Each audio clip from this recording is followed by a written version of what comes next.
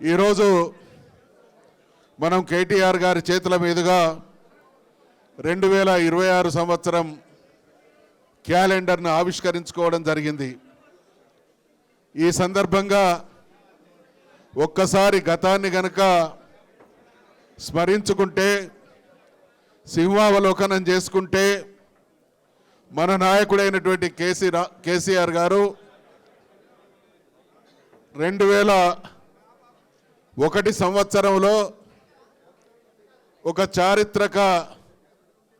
బాధ్యతను తన భుజస్కంధాల మీద వేసుకొని తెలంగాణ రాష్ట్రాన్ని సాధించాలి, సమైక్య ఆంధ్రప్రదేశ్లో ఆత్మగౌరవంతో పాటు అభివృద్ధిలో అన్ని విధాలుగా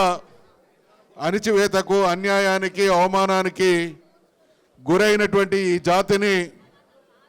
విముక్తం చేయాలి, అన్ని వనరులుండి కూడా అన్యాయానికి బలైతున్నటువంటి నా జాతిని విముక్తం చేయడమే నా కర్తవ్యం, నా లక్ష్యం అనేటువంటి ఆలోచనతో ఒక్కడుగా బయలుదేరి 14 సంవత్సరాలు చరిత్రాత్మకమైనటువంటి పోరాటం చేయడం, తెలంగాణ రాష్ట్రాన్ని సాధించడం, తెలంగాణను స్వర్ణయుగంలోకి, మేము చిన్నప్పుడు చదువుకున్నటువంటి రోజుల్లో గుప్తుల కాలాన్ని స్వర్ణయుగంగా అభిప్రాయపడేవారు. అటువంటి స్వర్ణయుగాన్ని ఆవిష్కరించినటువంటి మహానాయకుడు మన నాయకుడైనటువంటి కేసీఆర్ గారు. ఈ సందర్భంగా అంటే అనేక సందర్భాల్లో గతంలో తెలంగాణ ఉద్యమం కొనసాగినటువంటి రోజుల్లో డైరీ ఆవిష్కరణకు ఒక ప్రత్యేకమైనటువంటి ప్రాధాన్యత,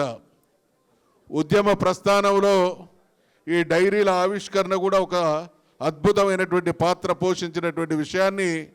మనమందరం కూడా గుర్తు చేసుకోవాల్సినటువంటి సమయం ఇది. తెలంగాణ రాష్ట్ర సమితి ఆవిర్భవించకముందు తెలంగాణ రాష్ట్రం ఏ విధంగా ఉంది, తెలంగాణ రాష్ట్ర సమితి ఆవిర్భవించి మన నాయకుడి నేతృత్వంలో ఎటువంటి పోరాటం చేసినాం, సాధించినటువంటి తెలంగాణను మన నాయకుడి సమర్థ పాలనలో బంగారు తెలంగాణగా ఏ రకంగా తీర్చిదిద్దుకున్నాం, ఆ తదనంతరం 2 సంవత్సరాలుగా ఎటువంటి దుర్మార్గపు పాలన, గతాన్ని మించినటువంటి దురదృష్టకరమైనటువంటి పరిస్థితులు కాంగ్రెస్ పార్టీ అధికారంలో ఉన్నటువంటి గత దశాబ్దాల కాలంలో ఎటువంటి దుర్మార్గం కొనసాగిందో అంతకంటే రెట్టించినటువంటి దోపిడీ, దుర్మార్గం, అవమానం, అన్యాయం కొనసాగుతున్నది. కాబట్టి మన ట్యాగ్ లైన్ అయినటువంటి నీళ్లు, నిధులు, నియామకాలు అనేటువంటి ట్యాగ్లను ఆసరాగా చేసుకొని ఆ రోజు మనం ఉద్యమాన్ని కొనసాగించడం జరిగింది. ఈరోజు తెలంగాణ వచ్చిన తర్వాత మరి బ్రహ్మాండమైనటువంటి పాలన కొనసాగిన తర్వాత, కాంగ్రెస్ అధికారంలోకి వచ్చిన తర్వాత మళ్ళీ మన వనరుల మీద, మన నీళ్ల మీద ఎటువంటి దాష్టీకం, దోపిడీ కొనసాగుతూ ఉన్నదో తెలంగాణ రాష్ట్ర సమితి ఈరోజు తెలంగాణ ప్రజానీకం అందరం, మనమందరం కూడా ఒక్కసారి వాస్తవాలను గమనిస్తే ఏ ఒక్క పార్టీ కూడా 2 సంవత్సరాలుగా ఇంత దుర్మార్గపు పాలన తెలంగాణలో కొనసాగుతూ ఉంటే, తెలంగాణ ప్రయోజనాల కోసం కొట్లాడుతున్నది, తెలంగాణ ప్రయోజనాల కోసం నిలదీస్తున్నది, తెలంగాణ ప్రయోజనాల కోసం ఆరాటపడుతున్నది, తెలంగాణ ప్రయోజనాల కోసం ఆవేదన పడుతున్నటువంటి ఏకైక పార్టీ బీఆర్ఎస్, మన నాయకుడైనటువంటి కేసీఆర్ అనేటువంటి విషయాన్ని ఈ సందర్భంగా మనవి చేస్తూ ఉన్నాం. రాజకీయ అవసరాల కోసం తెలంగాణ ప్రజల్ని ఓటర్లుగా చూసేటువంటి నైజం ఆ పార్టీలదైతే, తెలంగాణ ప్రజల భవిష్యత్తును బంగారు మయం చేయాలనేటువంటి ఆలోచన, ఆ లక్ష్యం ఉన్నటువంటి నాయకుడు మన పార్టీ ఆదినాయకుడైనటువంటి కేసీఆర్ గారు. కాబట్టి ఈ మధ్యకాలంలో మనం చూస్తూ ఉన్నాం, నీటి విషయంలో జరుగుతున్నటువంటి అమానుషమైనటువంటి దోపిడీ, ఆంధ్ర ప్రాంత ప్రయోజనాల కోసం ఈరోజు ఈ రాష్ట్ర ముఖ్యమంత్రిగా ఉన్నటువంటి రేవంత్ రెడ్డి స్వరాష్ట్ర ప్రయోజనాలని, రేవంత్ రెడ్డి అంటేనే తెలంగాణ విషయంలో విషం జిమ్మినటువంటి చరిత్ర ఉన్నటువంటి నాయకుడు. ఆ రోజు మనమందరం బహుశా తెలంగాణలో ఉన్నటువంటి 3 కోటి ప్రజలు జై తెలంగాణ అంటే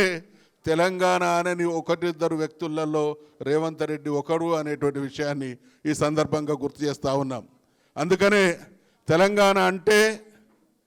ఒక రకమైనటువంటి కక్ష. ఆ విధంగా ఉన్నటువంటి ఈ పాలన నుండి మళ్ళీ తెలంగాణ ప్రయోజనాలను కాపాడుకోవడం కోసం మన నాయకుడైనటువంటి కేసీఆర్ గారు ఈ మధ్య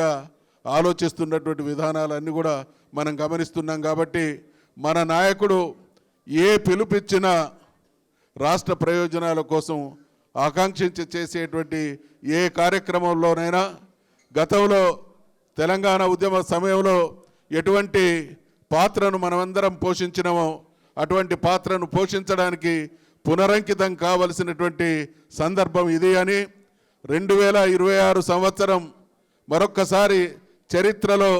తెలంగాణ ప్రయోజనాల కోసం బీఆర్ఎస్ పార్టీ వీరోచితమైనటువంటి పోరాటం చేసినటువంటి పార్టీగా